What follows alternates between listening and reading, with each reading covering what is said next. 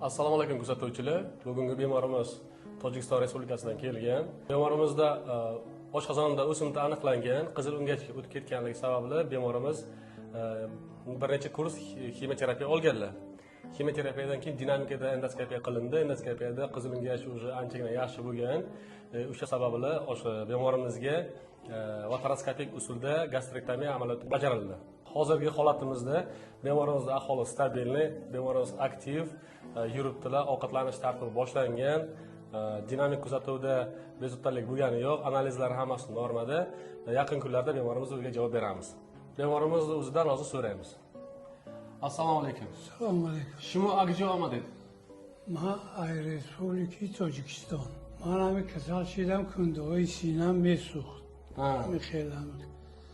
و مراجعت کردم دکترای شهری نارنج شلنگ انداختن.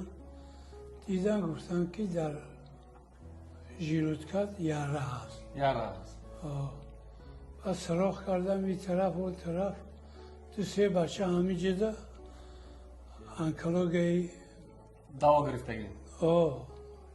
من ساعت شده برآمده رفتگی بدم همه آدرس دادن خستم آمدم همینجا لیچینی گرفتم انشاءالله حال سلامتی خوب شده بعد اپراسیون این حاضر گپ زده استم Bezovtalik nesmi hozir?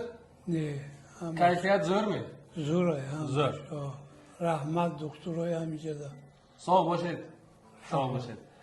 Bemorimiz anchadan beri o'zlarining shikoyatlari bilan hech kimga murojaat qilmaganlar, og'ir ahvolda kelganlar bizaga.